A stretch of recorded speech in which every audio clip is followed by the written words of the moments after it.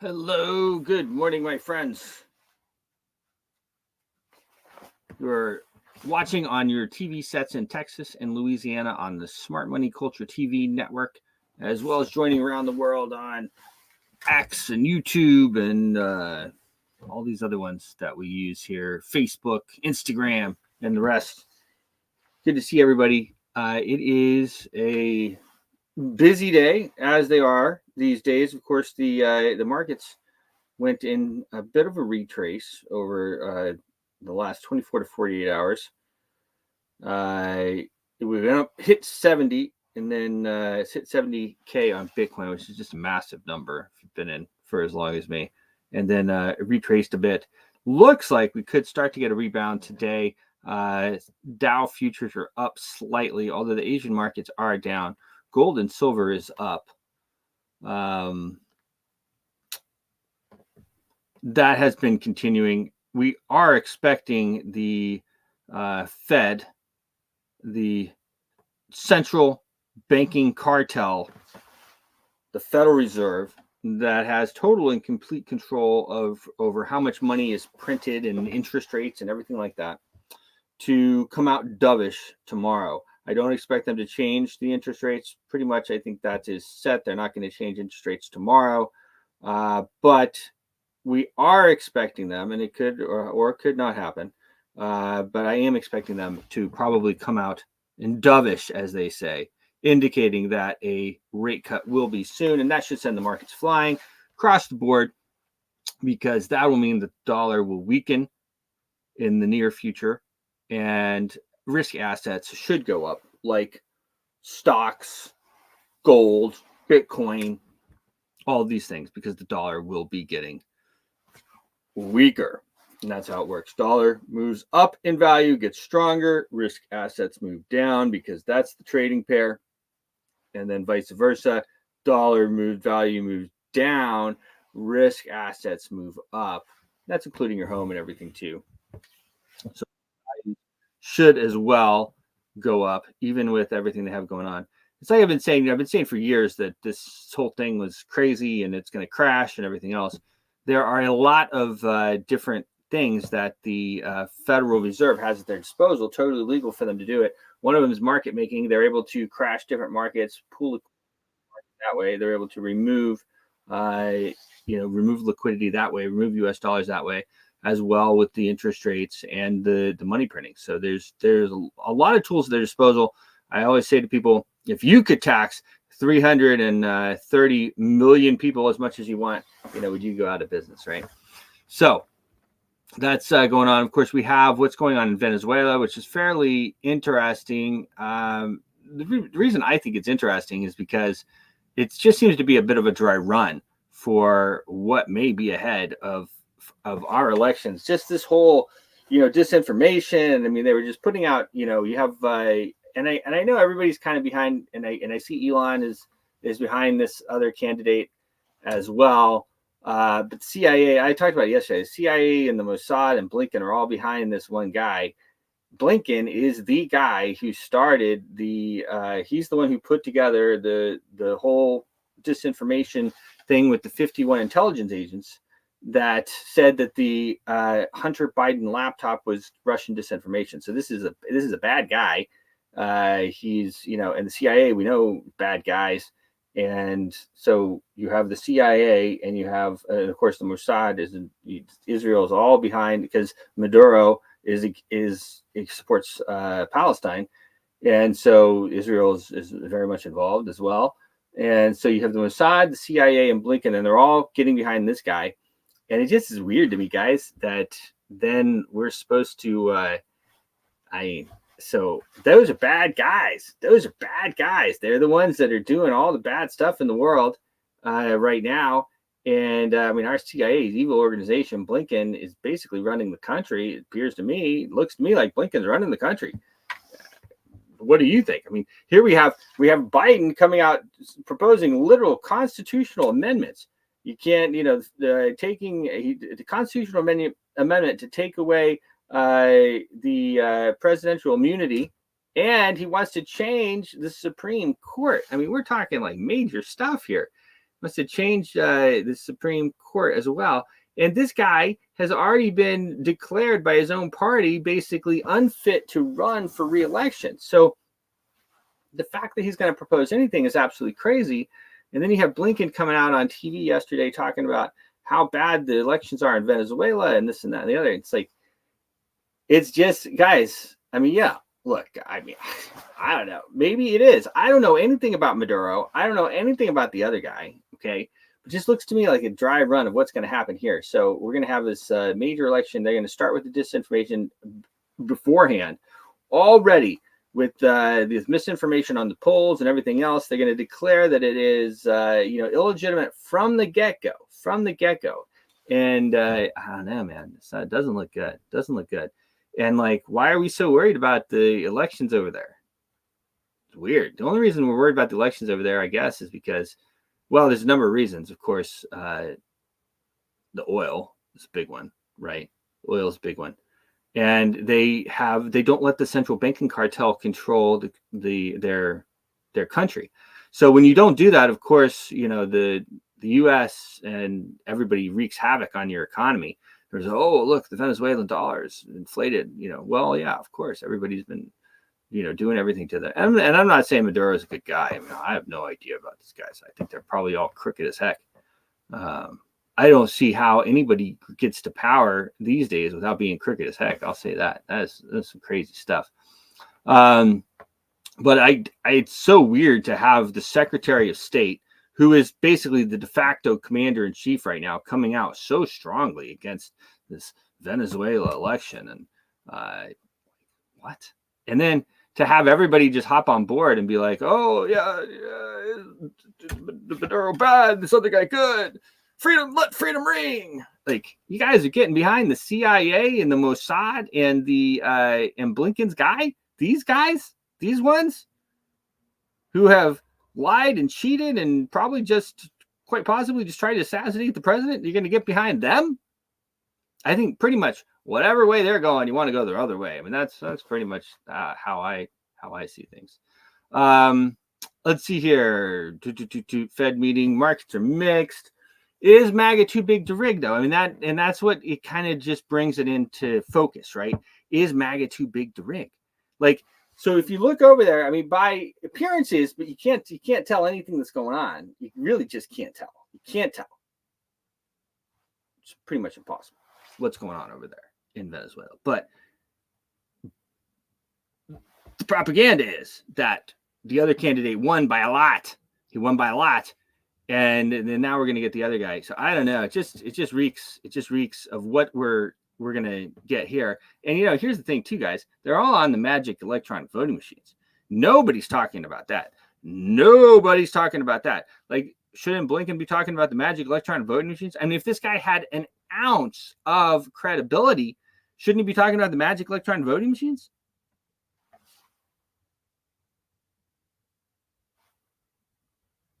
We have magic electronic voting machines that we're all supposed to vote on. I think that, yeah, it could be an absolute mess here in the U.S. I am just not sure what that's going to look like. Of course, we have the millions and millions and millions of mail-in ballots. We have the magic electronic voting machines, and all this other stuff. So, real quick, I wanted to talk about my friends with Dog or Flower, and then I'm going to bring on of course, the great Matt Dixon with our market report. But we have Dog or Flower. We got Dog or Flower, my friends. This is on the TON blockchain. Dog or Flower, the most memeable dog on TON. And this one has really started to, let me just see here, Dog. Let me pull it up on the DEX screener. Dog or Flower. There we go. We are starting to see a bounce here. Let me just start sharing this tab instead. We are starting to see a good bounce here on Dog or Flower. And if we get a good bounce out of this downturn that we're in right now with TON, which it does appear to be happening, we could have we could be in for a nice run on dog or flower. Sitting around 500,000 market cap right now. Low is moving up 577, and it's not financial advice and all that good stuff I'm supposed to say, but this one could move to 1 million very, very quickly. And it has been up to, I think, 3 million or over 3 million. So dog or flower, make sure to check them out. I like this one. They have a great team.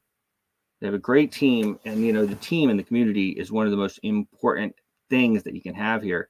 I forgot to send my link over to the great Matt Dixon.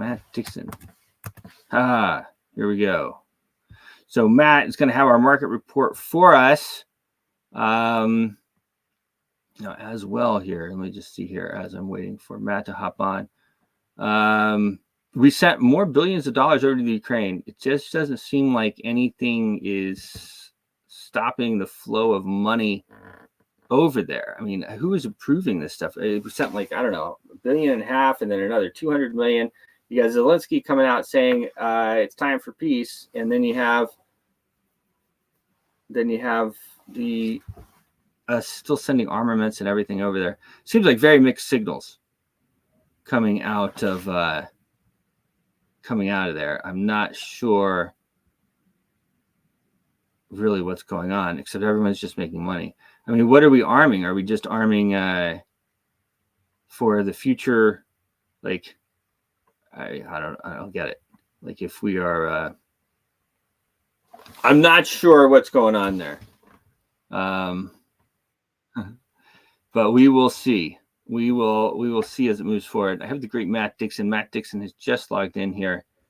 I sent him a link late today. How are you, Matt? Yeah, good, thank you. It's okay. I was just catching up on some important crypto news.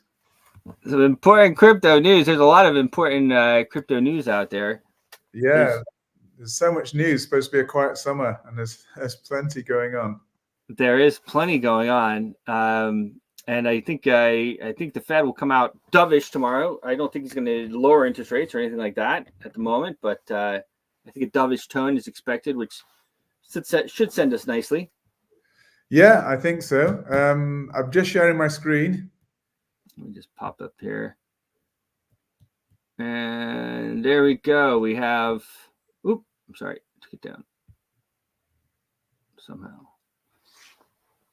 XRP. US dollar, right? XRP. XRP, okay.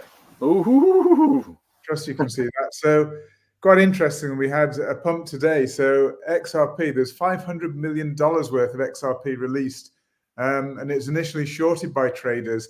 But then apparently there's been a lot of hype going around, and investors are buying up. They've been buying up XRP strongly, as you can see from the price pump recently, which has really created a short squeeze and pushing the price much higher. So I know there's been lots of rumors going about positive SEC news coming, and XRP Army they are fanatical. So they have some power to push the price, and they clearly are pushing price strongly higher against a backdrop of mainly, most of the crypto market is relatively flat, but we're seeing 3.3% pump right now in XRP, which is pretty good. Yeah. Well, especially with the overall market, we did have a decent pullback. Bitcoin's down over 4% from my hour reading right here, which of course has dragged most of the market down with it. Solana down over 5%. It's very interesting. On my chart, BTC, you probably can't see the actual high price was precisely 70,000.00. So exactly tagged the 70,000 mark to the very dollar. So what I've got here, 70,008, is not correct. It's actually 70,000 precisely to the penny. So it tagged that 70,000 mark and turned round. And I did post yesterday, or I think it was the day before actually, that BTC would likely get a pullback to just below the 66 area, which so far is what it's done. There is actually potential it could go a little bit lower, but we've got this 5-wave move from the bottom. We had an ABC correction down, had a very nice and clear 5-wave move to the upside, which you can see is pretty well documented here with 1, 2, 3, 4, 5 in the little red numbers there. And we may not have completed the correction yet. I mean, I'm hoping we have, because it hit my target precisely. Just under 66 is what I said. And we hit 55,860 or something. So that's pretty precise. But we could potentially drop a bit further. But we're treading water ahead now. I don't think there'll be any major moves unless we see, crazy stuff like, moves in XRP and independent moves like that. But other than that, I don't think we're going to see any major moves. Nobody wants to position in a big way ahead of this Fed interest rate decision. So it's supposed to be very, very close to 100% that we're going to keep rates on hold, or the Fed are going to keep rates on hold this July 31st, tomorrow. So that's, pretty well nailed on. They're going to stay on hold. But as you say, it's all about the commentary. So the press conference after is where there's potential fireworks. So if they start to indicate that there's going to be a rateful drop in September, and that, as I said yesterday, there's an 89% chance, the market factored in 89% chance that we're going to see a rate reduction in September. So I think that probably is going to happen. And I think that the Fed will need to come out with something a little bit dovish to prepare the ground for that, because they're not just going to surprise everybody. Highly unlikely they would surprise everybody. The Fed normally like to prepare people for the next move. And I think that they're going to be talking a little bit dovishly and just probably saying it's appropriate to start thinking about easing monetary policy, taking the data into account, et cetera, and they'll be saying that, the inflation has stabilized. So PCE actually came out a touch higher than expected, but it's actually, it remains stable. So they're probably going to say that PCE is very close to target. They can't wait for that 2% target to be hit. Otherwise, it's too late. And so they're probably going to say that it's probably appropriate to start thinking about easing of monetary policy. So I do think September we're going to see that. And I think that's one of the reasons behind the pump that we've had. But we've had a little bit of a pullback. Obviously, there's a lot of euphoria around the Bitcoin conference and Trump speaking, and such positivity there around Bitcoin, and so many positive things were said. I actually, being cynical, I think that the politicians are jumping on the back of the popularity of crypto and Bitcoin. Of course. Oh, we love everybody, and it's all like, because they're like, and you're going to self-custody and everything else. Yeah, but they're going to make you, there's going to be all kinds of stuff. The more they regulate, the worse off we're going to be. I guarantee everybody. It's always that way. Yeah, I agree. And I think maybe tomorrow we'll go through some of the longer term alternatives for Bitcoin. There's a couple of alternatives, one bullish. Well, they're both bullish short term, actually. So I think we're probably headed towards a minimum 84,000. I think we'll surpass that all-time high of 73,000 and change. And I think we'll head to at least 84, maybe somewhere between 84 and 94. And that will be decision time. I think either we'll get a reasonably substantial pullback and then push again to new all-time highs. And there's a real possibility of that because there is genuine adoption happening with Bitcoin, institutional adoption. There's still not massive retail, but I think if we pass that all-time high again, I actually think retail could really jump in and push the price sharply higher. So I think retail have still been missing out on this rally that we've seen to date. But as I say, if we pass that 73 to new all-time highs, then the news will be out and people will be thinking, yeah, this is for real. And the thing is, the backdrop, the sort of foundation behind it is that more and more institutions, even pension fund managers, are thinking that they now need to hold some Bitcoin.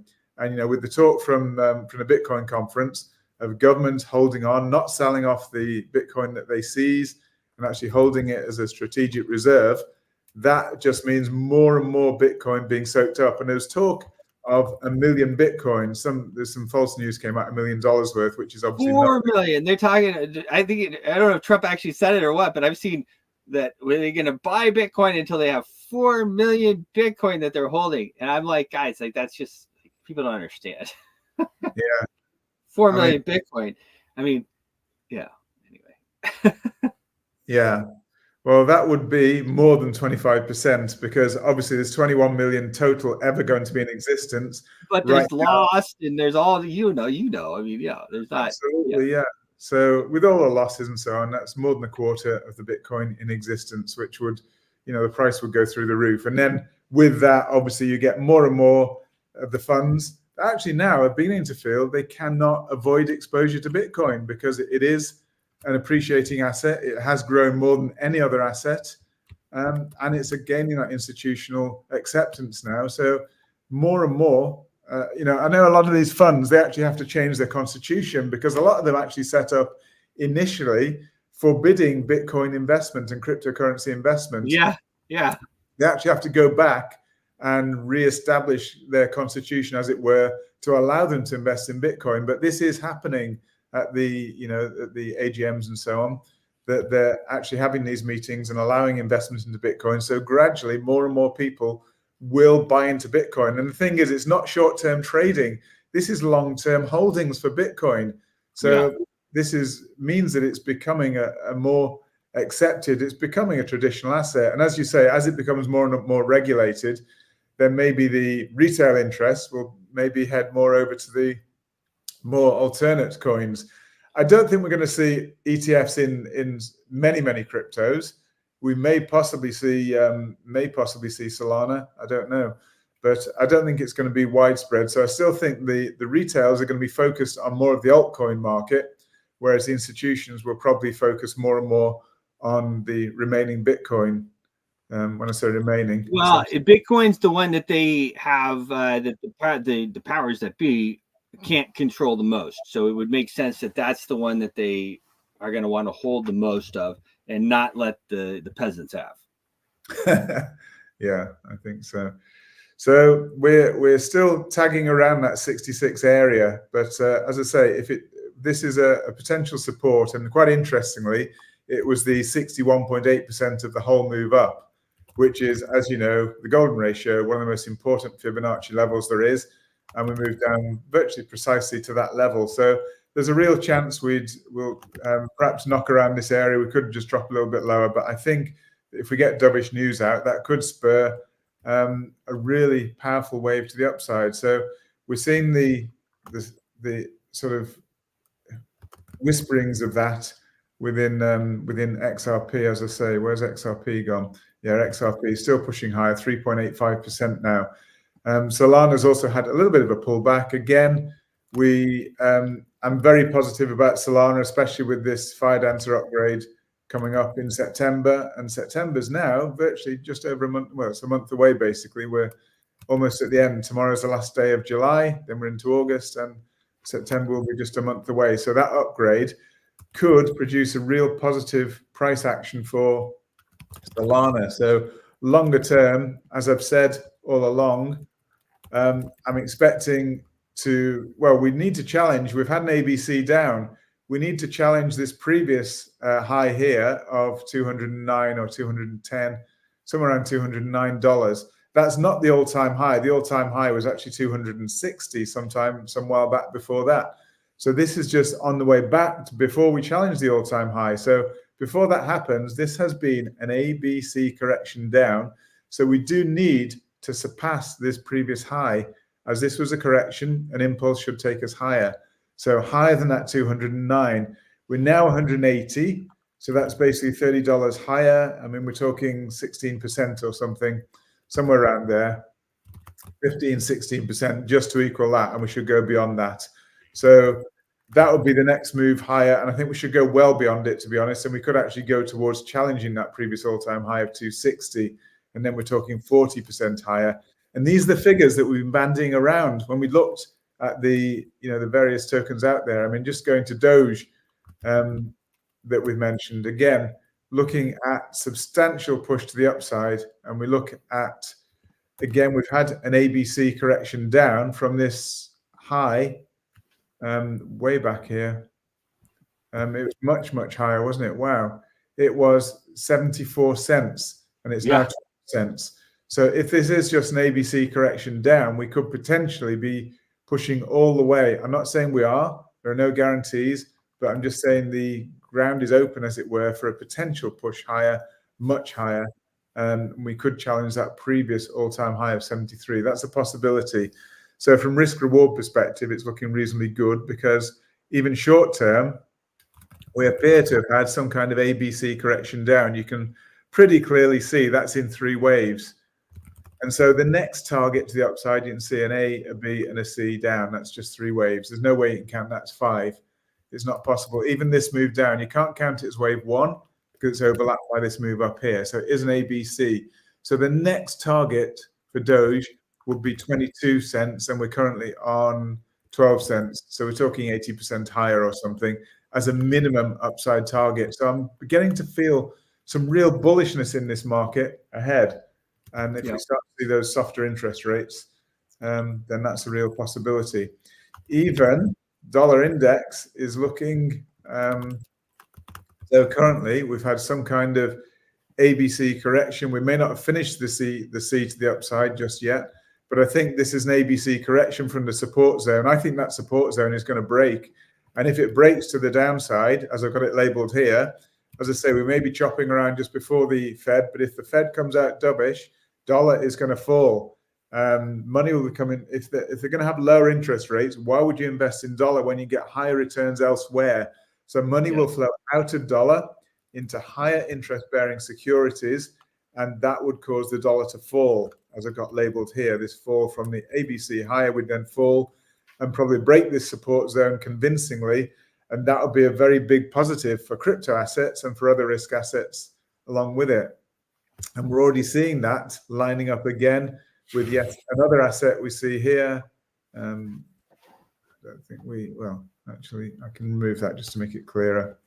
And we've already got an ABC down here that we can see. This is the SPX, the S&P 500.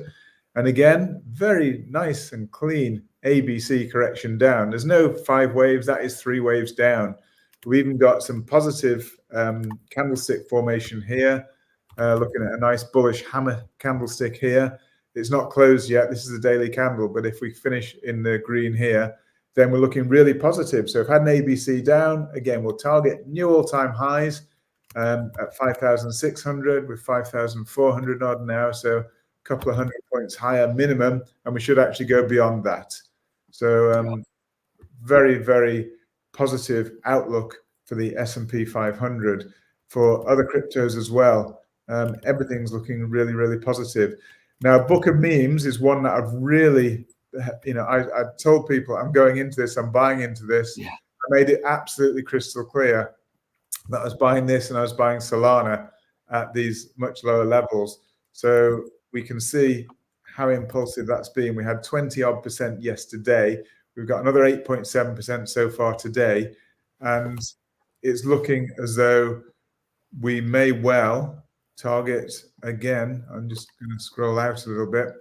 We've had all this movement down appears to be corrected because again, it's all overlapping. So this move up here overlapped this move down here, and this move up here overlapped this move down here, and this move up here has overlapped this movement down here. So what I'm saying is it's all overlapping, which tells me the movement down is corrective.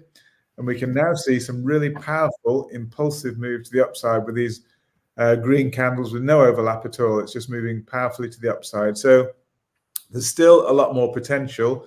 And as I say, if we get that positive Fed speak tomorrow, then that could push things much higher. And overall, I would like to target the all-time high here for Book of Memes, which the all-time high was 2.8 cents. And we're currently 1.1. So we're looking at over 100% potential upside still. And if you got in when I was shouting about it earlier, even more, you can really protect any potential downside now and hopefully ride it to the upside and still look for more than 100% on your money. And, even a little bit of leverage might have been appropriate. I never leverage more than 3 times. Usually it's 2 times. I'm very, very nervous about leveraging crypto because it's such a volatile asset, and particularly Book of Memes. When the market's going up, it goes up more, but when it goes down, unfortunately, it goes down more as well. It's highly volatile, but if you can get in and protect your position, as has been possible just recently, then it's a great one. A couple of others just want to touch on before we leave. We've potentially had 5 waves up now on Litecoin. So 1, 2, 3, 4, 5. The 5th wave may be complete, or we may have a bit higher to go to complete the 5th wave.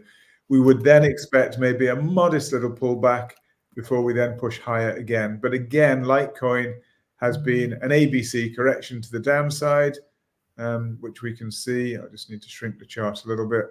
We can see it there. Move that arrow out the way. That was the indication that we were going to head higher from there. And it's exactly what happened. So we've headed higher in impulsive wave fashion, 1, 2, 3, 4, and this is potentially a fifth. The fifth only has to go above the third for it to be a valid fifth, and we've certainly done that now. I'd have to look at the internal count to see whether it's genuinely complete, or it could just be 1, 2, 3, 4, and a further fifth wave within the fifth to go higher. That's probably most likely. And I will just actually look at that shorter term on the 15-minute just to see if I can tease that out a little bit and see. Yeah, it's looking at the moment, it's highly likely, and it's highly likely that we've basically got from the wave 4 down here, we've got a wave 1, wave 2, wave 3. This is probably some kind of wave 4 still, and we've probably still got a fifth wave higher to go. And then we get a little bit of a pullback. So maybe a fifth wave higher again would be along with the FOMC pump we're hoping and expecting tomorrow. So it's not certain we'll get it, but it's a high probability. So let's see if we can get a fifth wave higher. We'll then get a little bit of a pullback, a correction, people taking profits because Litecoin has come from much lower and headed higher now in 5-wave fashion. So we'll get a bit of a pullback, taking some profit before higher again. So that's looking really very positive. Even Tesla, as I said yesterday, we were seeing it negative yesterday. Yep. It looks like it's going to turn higher, and precisely what's happened. We had that. We had some divergence there. So we had all the indications, and we even got these spikes, these shadows below on the candlesticks, which were telling us that we're likely to move higher. Precisely what happened. This was the. You can't. I haven't got it. I need to go into a longer term chart actually to show that. But basically, we had hidden bullish divergence we had to the upside here, and that was telling us we're going to get a turn higher on the price. Precisely what's happened. This is very, very typical of a low in the market where you start to see these shadows below. So when you see spikes above like this, you normally see after it a bit of a price downwards after. All these spikes higher are followed normally by a candle which is downward. So conversely, when you see a spike below, it's normally followed by a candlestick higher at least. So here we're seeing 3 spikes below. So we're expecting higher movement on price, but that was confirmed by the hidden bullish divergence that we had as well. So that was a really strong indication that we're expecting higher. So the news, as I say, we basically sold the rumor effectively, and we're bought the news. So the opposite way around, but it does work conversely, and that's exactly what we've seen. So all in all, again, just to wrap, I think actually we're just going to tread water, and that's why the market is generally looking quite mixed today. The big gainer though today, as I said on that news when we first opened up, we're now 4.6%.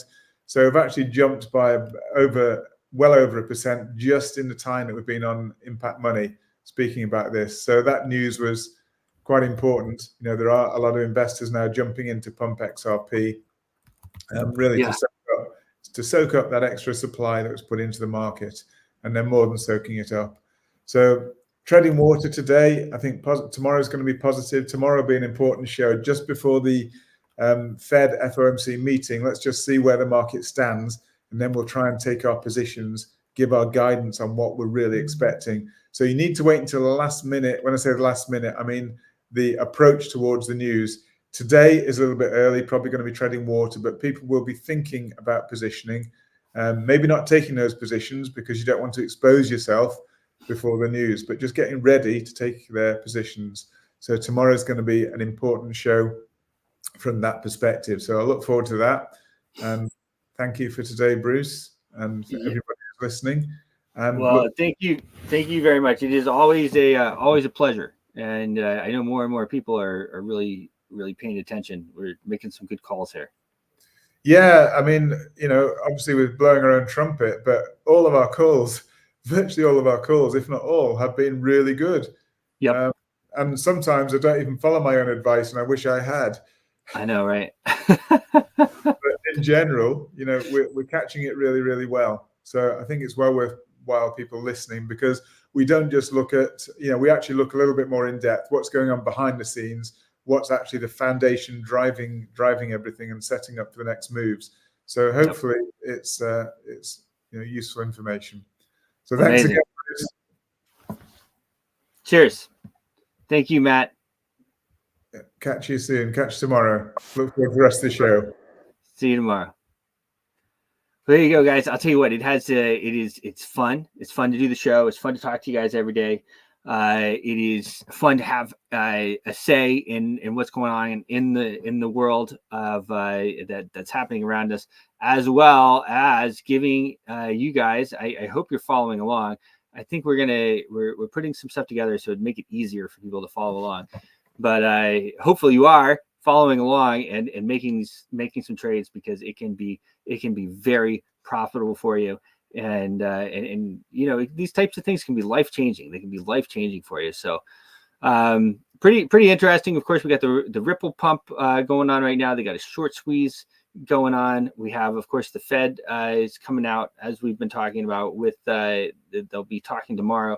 I think that in general, it is what you'll start to see as we probably close today or throughout the day, even though we're going to see some bright spots in the market and some people are going to be, well, if there's inside information and all the markets start going up, well, then of course they have their inside information.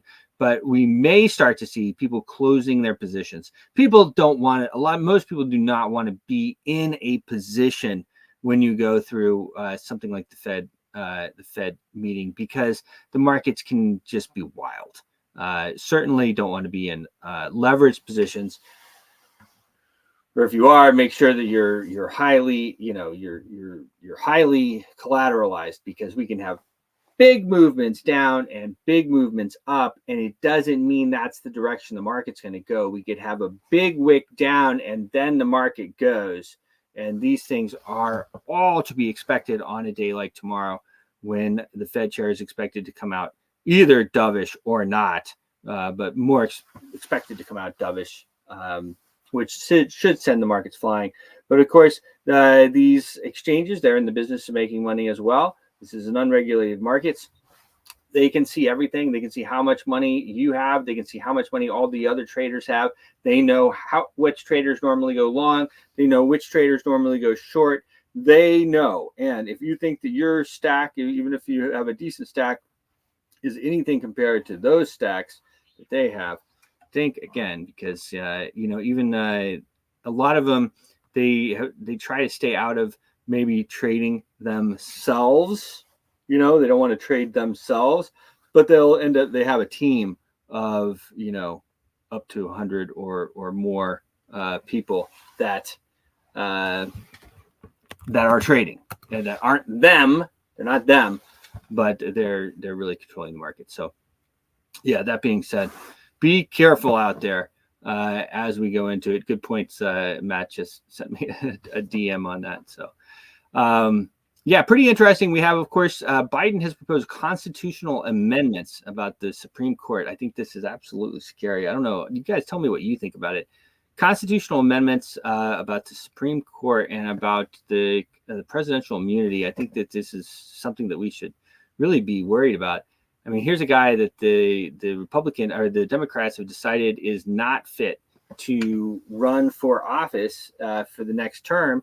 He's, however old he is. I mean, here's the thing: 80-something years old.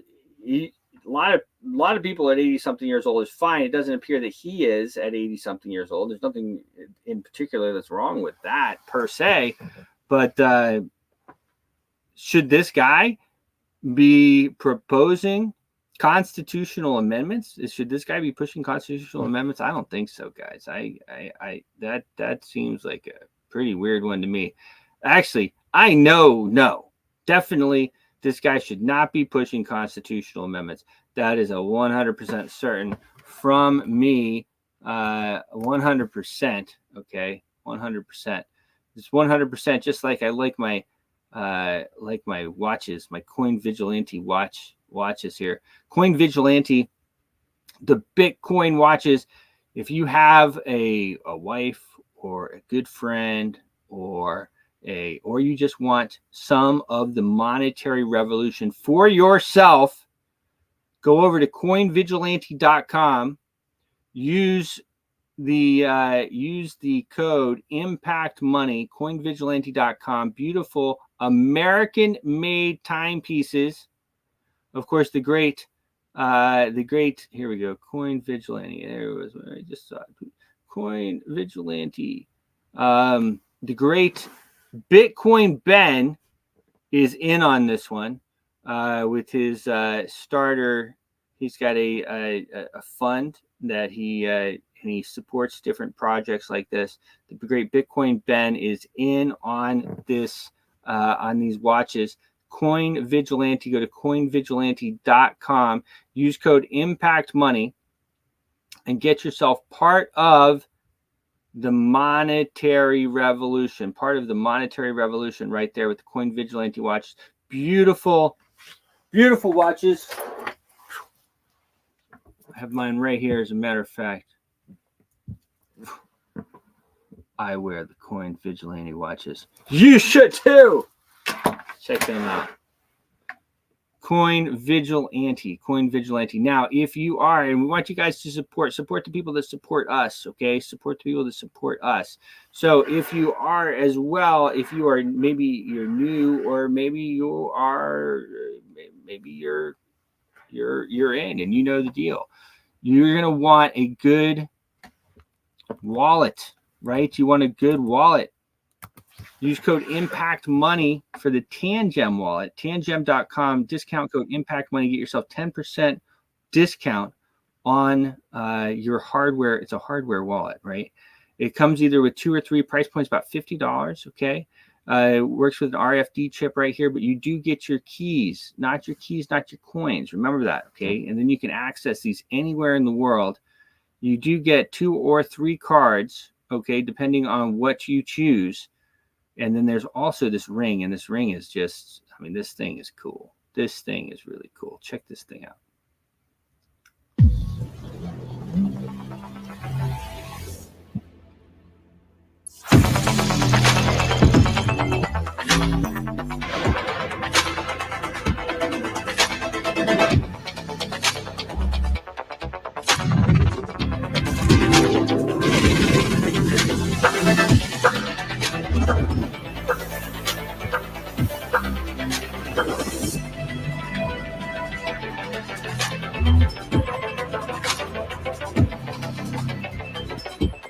I mean, it's next level.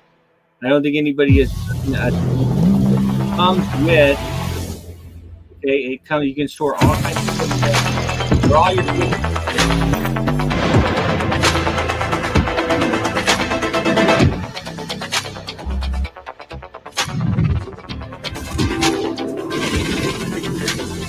Comes with the ring.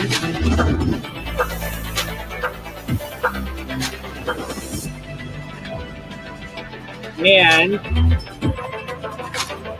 you get back. So Tangem wallet, check that out, guys. Do not get caught with your pants down storing your coins on Coinbase or something like that, okay? Get yourself a proper wallet where you have your own keys, okay? The nice thing about that, of course, is you can store it in different places. Now, the reality is, guys, crypto, the way crypto works, okay, you can just remember your keys. You can store your keys. You don't need a hardware wallet at all, okay? But I understand, and most of us do have a hardware wallet, and I understand, you know, that's part of the deal. You want to be able to put it somewhere and hold it there and know that it's there, okay? And I think for most people, that's very, very important. So Tangem Wallet has a very nice price point.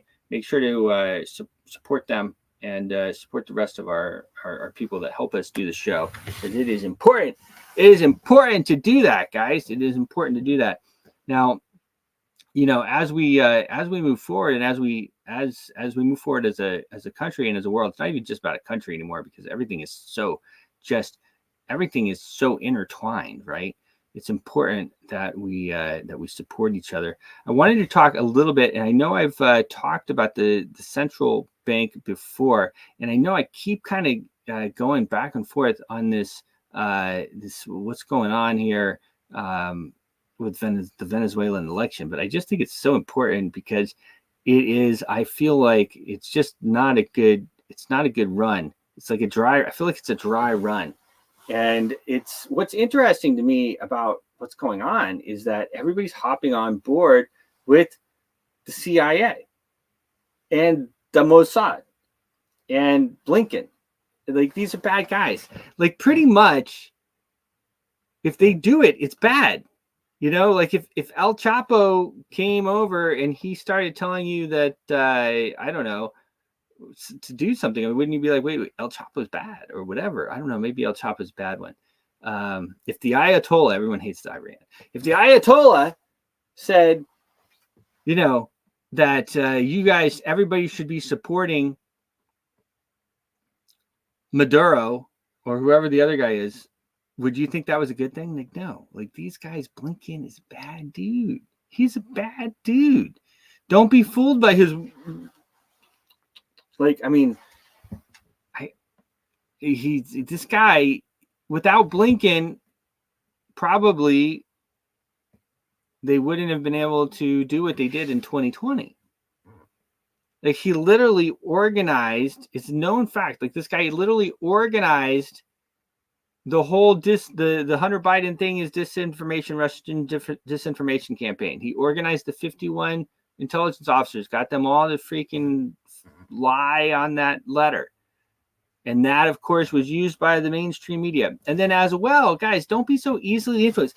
So just to make it a step further, if the mainstream media, if you turn on your TV and instead of talking about Trump nearly being assassinated by probably the same people, like quite likely the same people, they're talking about the election in Venezuela and saying that the other guy should win, that should be tip-off number 25.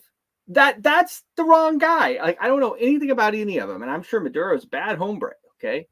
But, like, if you turn on the TV and they're talking endlessly about the other guy that should be winning and freedom and blah, blah, blah, blah, blah, mainstream media is complete and utter propaganda. That is all it is. It is nothing more than propaganda. It's propaganda front and center. Like, there's no getting around it. That's what mainstream media is. So if the propaganda is telling you that the other guy is supposed to be winning, well, then and those guys are bad and our government is bad, then I don't know. I don't know. So, but I just feel like it's a setup for what's going to happen here. We haven't done anything about the magic electronic voting machines. If the press was for real, they would be talking about the magic electronic voting machines that they used over there and how they were used for whatever they're saying. That's what they would be talking about. And the Republicans or the Democrats, but the Republicans have done nothing. They've controlled the House now for almost 2 years. And they have done nothing, absolutely zero, nothing about the magic electronic voting machines, which everybody knows. Everybody knows there's this guy that went to court 20 years ago talking about how he could set up the machines to give whatever result that he wanted.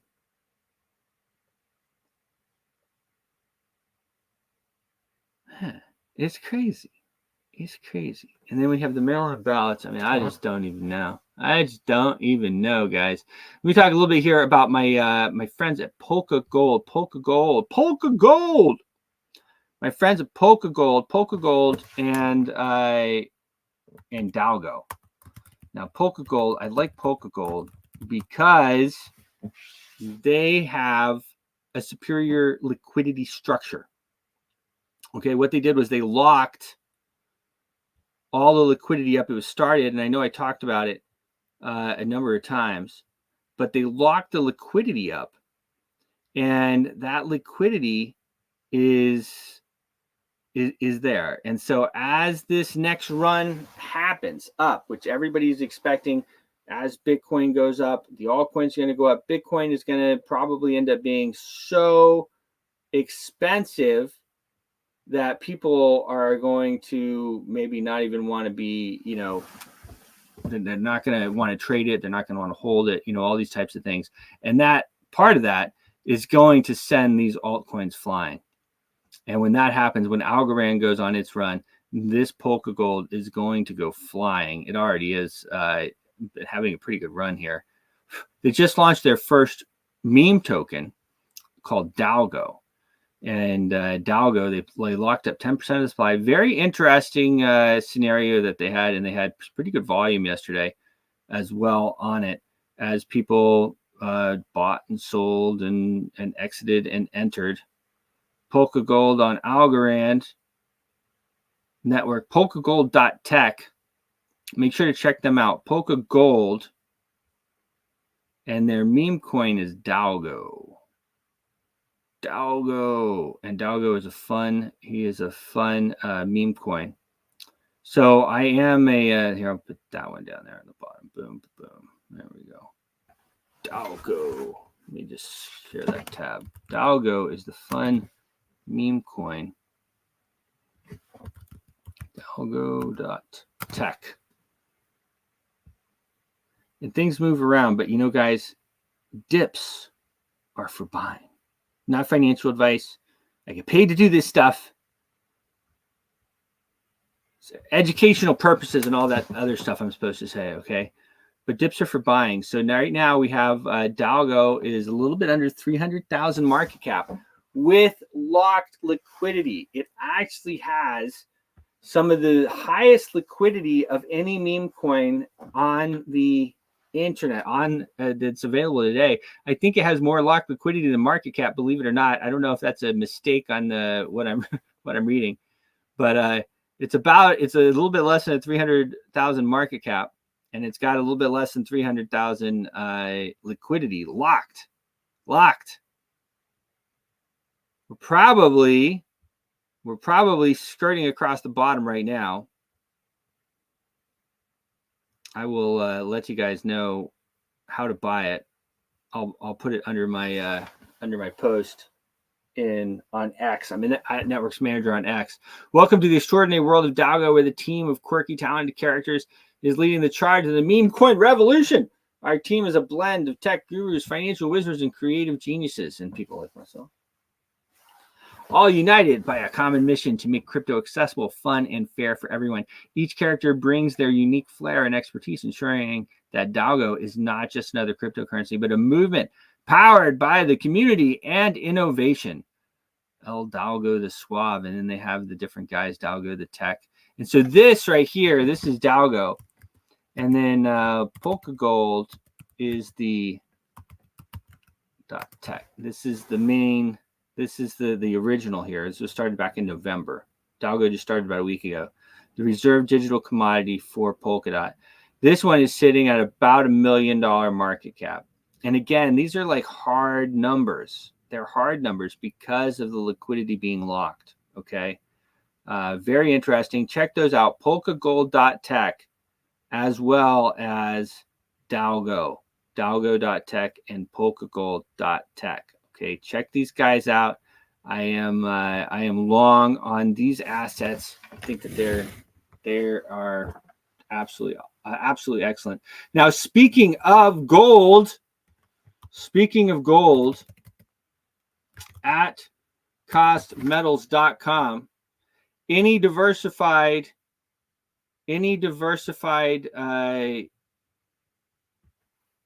thing that you have, you need to have gold. You need to have silver, and you can buy it at cost. Don't go and pay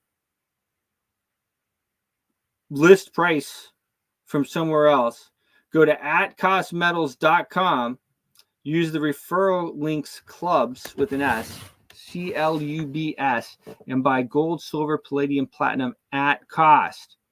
We do have a number of people that have already signed up for this and are buying are buying metal. Here's a little bit more. Have you ever pondered on how to safeguard your wealth in an affordable and safe manner? Picture a world where precious metals are not only within your reach, but their storage is secure and cost-effective. Welcome to the reality of At Cost Metals memberships.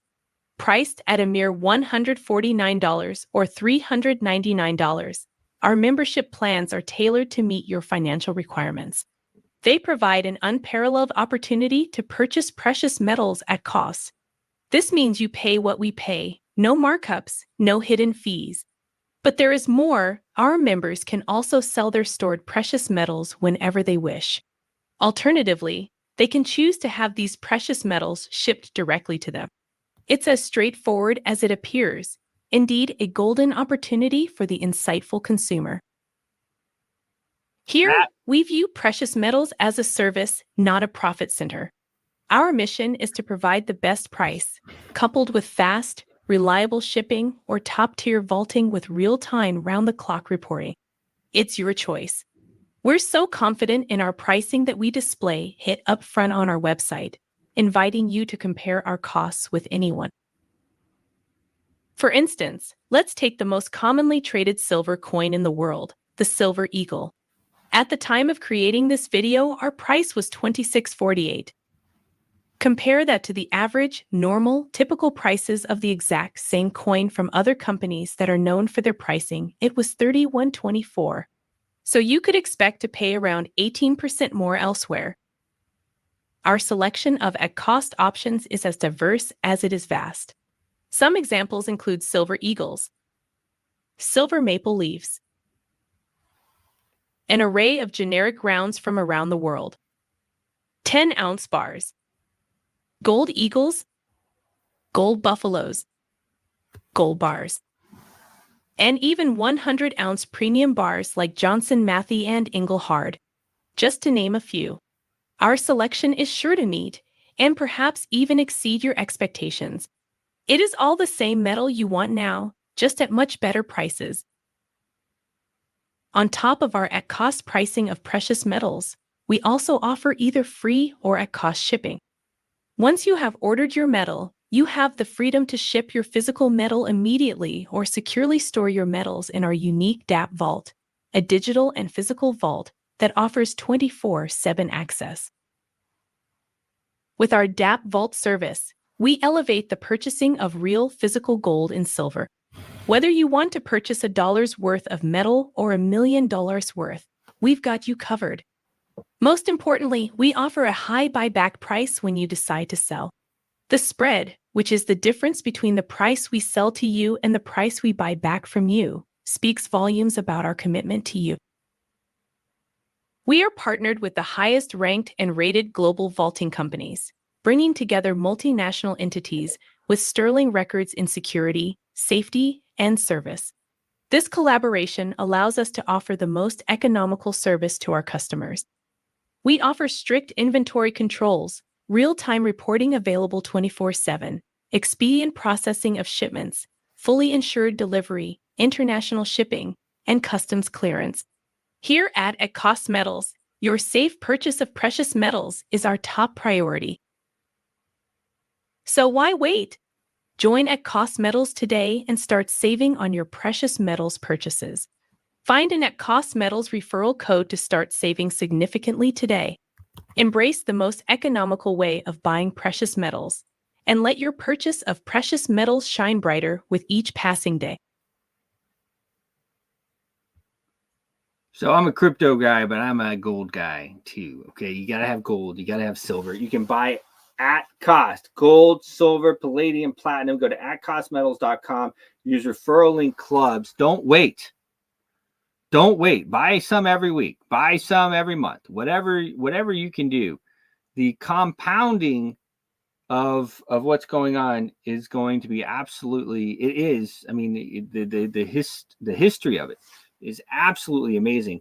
And what's going on, and I talk about it from time to time, but with what is going on with the central bank, and I feel like most of you guys kind of know this by now, but the central bank they're fleecing you. They are stealing from you all of the time. And I have this clip. I play it every once in a while. I'm going to play it here one more time because I feel like it's important. What is a central bank, so that you understand what's going on and why you need to be in gold, why you need to be in silver, why you need to be in Bitcoin.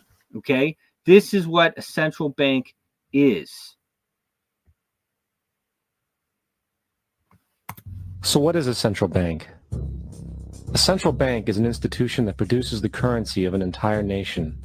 Based on historical precedent, two specific powers are inherent in central banking practice: the control of interest rates and the control of the money supply, or inflation. The central bank does not simply supply a government's economy with money, it loans it to them at interest. Then, through the use of increasing and decreasing the supply of money, the central bank regulates the value of the currency being issued. It is critical to understand that the entire structure of this system can only produce one thing in the long run: debt. It doesn't take a lot of ingenuity to figure this scam out. For every single dollar produced by the central bank is loaned at interest. That means every single dollar produced is actually the dollar plus a certain percent of debt based on that dollar. And since the central bank has the monopoly over the production of the currency for the entire country, and they loan each dollar out with immediate debt attached to it, where does the money to pay for the debt come from?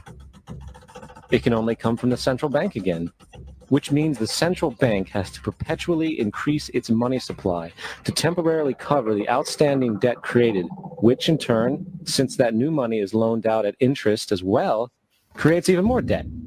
The end result of this system without fail is slavery, for it is impossible for the government and thus the public to ever come out of the self-generating debt.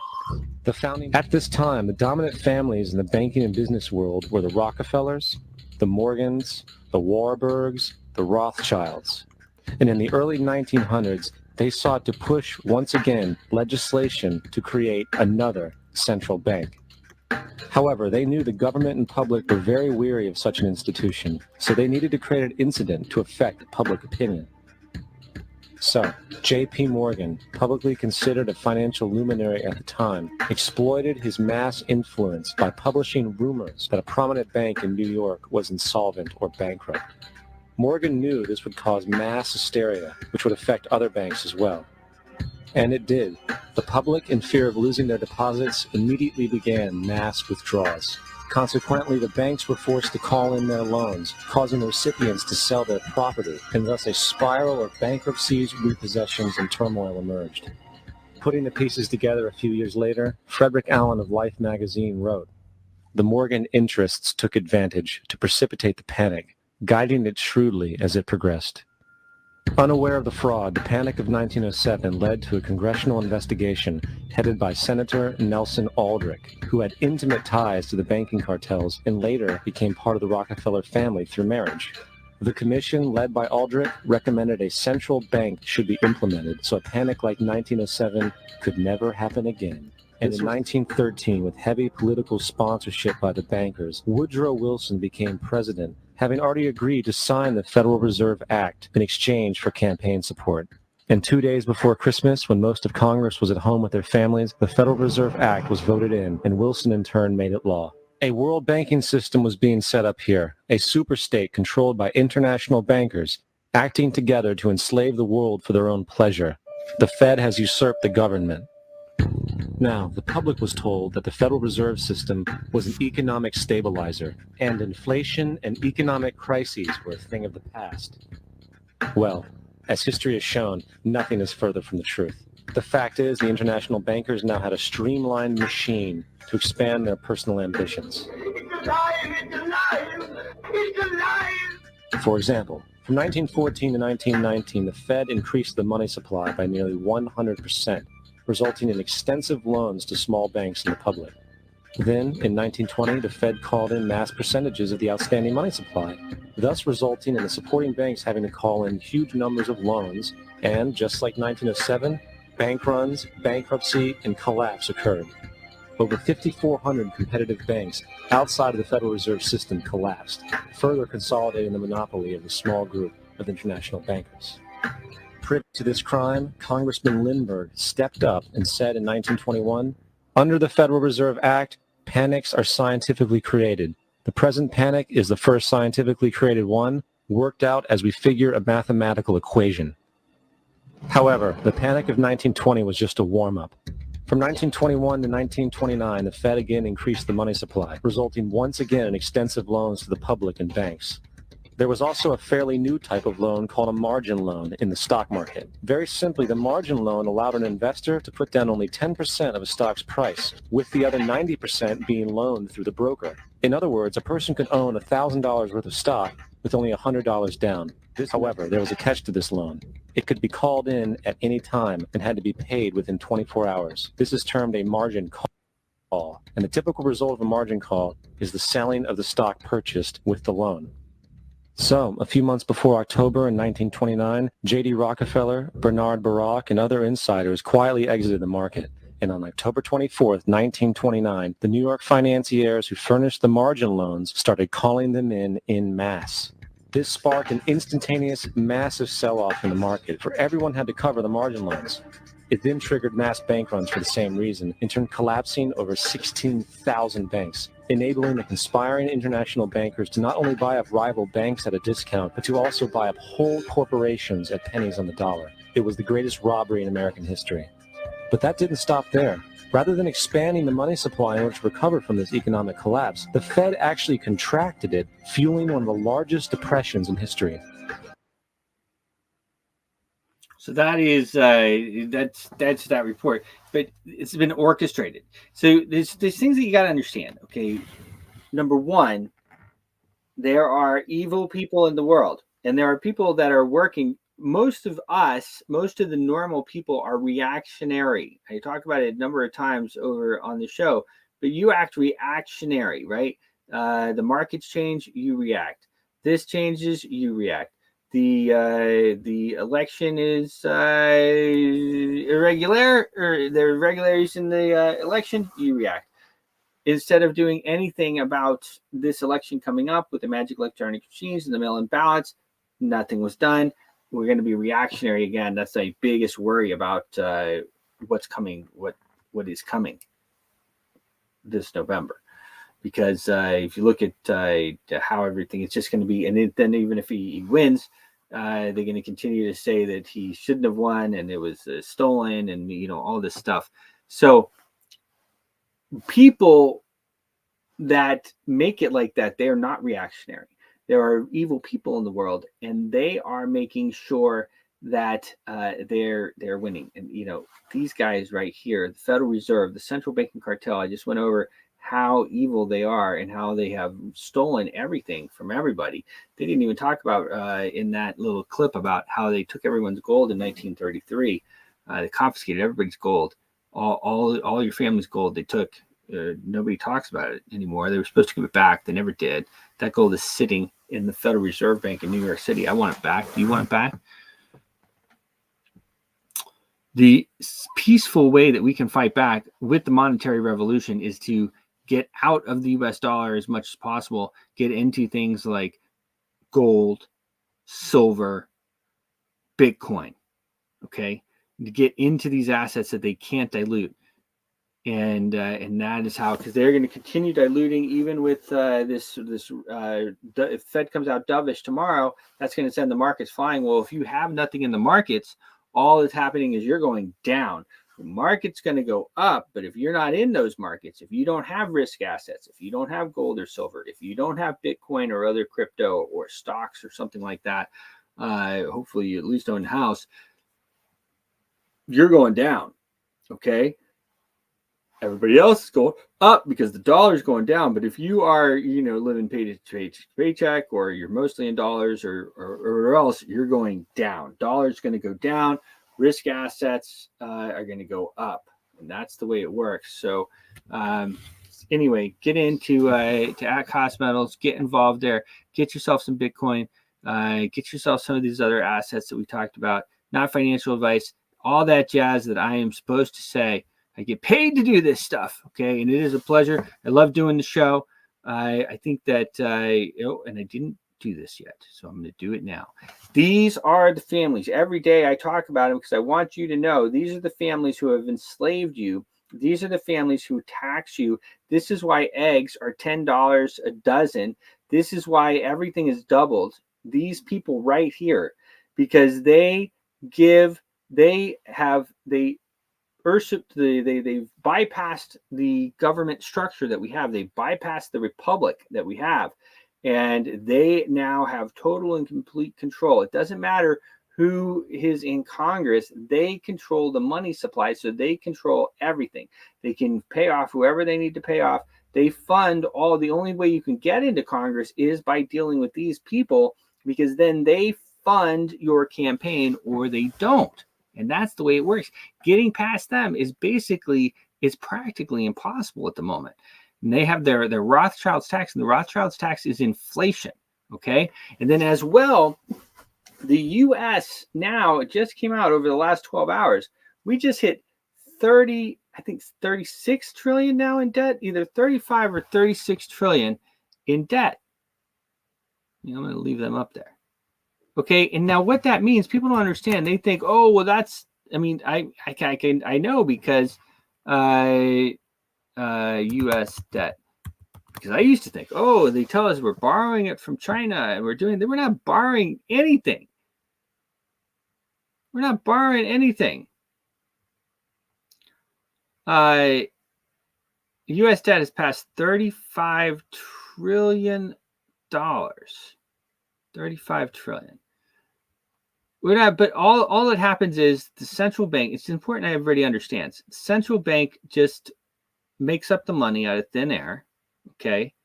And these are the families, the Rothschilds, the Rockefellers, the Morgans, the Warburgs, the Goldman Sachs, Lehman, Kuhn, Loeb, Lazard, Israel Moses Schiff, and Stillman. These are the families these are the ones who actually own the Federal Reserve. They made a deal with Woodrow Wilson back in the day. They said, look, you'll never default on any loans. We'll give you all the money that you need for all your little pet projects. We'll do whatever you want. Just let us have the power. And he gave it to them. Pushed it through after the Titanic sank with the opposition. And he pushed through the Federal Reserve Act. And we've been owned by these people ever since. Okay. And they are able to do whatever. So they make up the money, but every time they mint up the money, and it's not always paper, actually 90% of the US dollars are actually already digital. People are like, oh, we don't want to go digital. Your money's already digital. They just send it, here you go. Okay, put it in your bank account, or they mint it up. And then attached to that, though, comes, 3 to 5% currently fee. Okay. So out of every 100 billion, they're making like 5 billion, 3 to 5 billion off of that. And so there's never any money. We can never, ever, ever get out of debt, because the only way we can pay the debt back is through the money. So the only thing that can come out of this is slavery. That's it. There's nothing else that can come from having this central banking cartel in control of our country. There's nothing else that can come out of it except slavery. That's it. So 35 trillion in debt is what we supposedly owe the central bank, the Federal Reserve, for minting up all of the money. And again, they just say, don't worry about it. We'll just give you the money. That's why Congress and Biden and everybody else, they're like drunken sailors sending money all over the place. Here's another couple billion, Zelensky. Here's another couple of billion, Netanyahu. Here you go, guys. Here's a billion here, a billion there. Oh, you want 100 billion? No problem.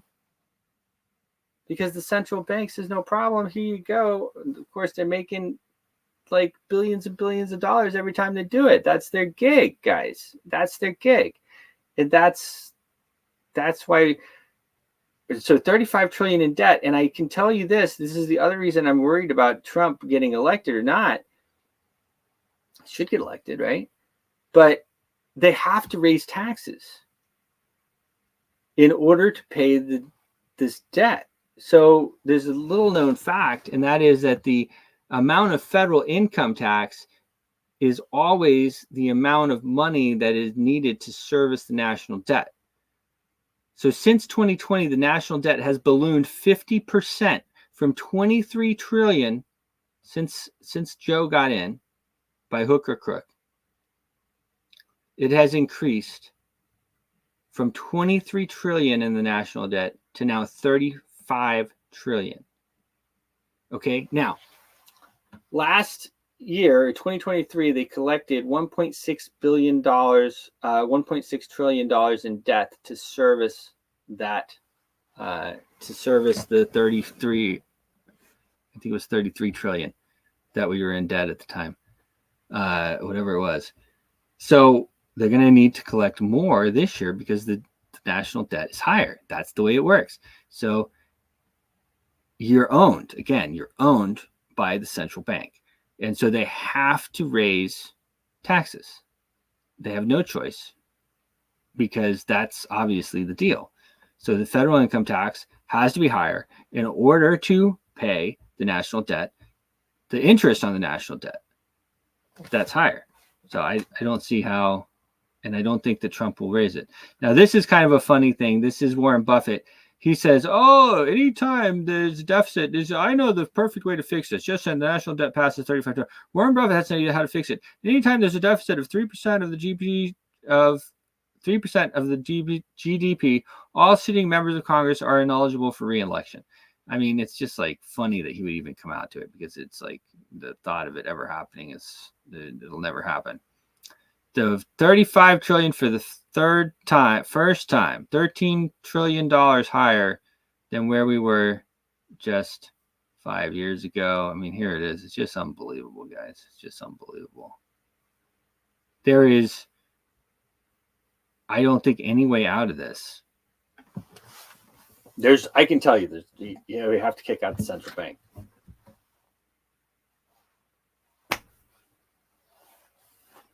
That's it. These people got to go.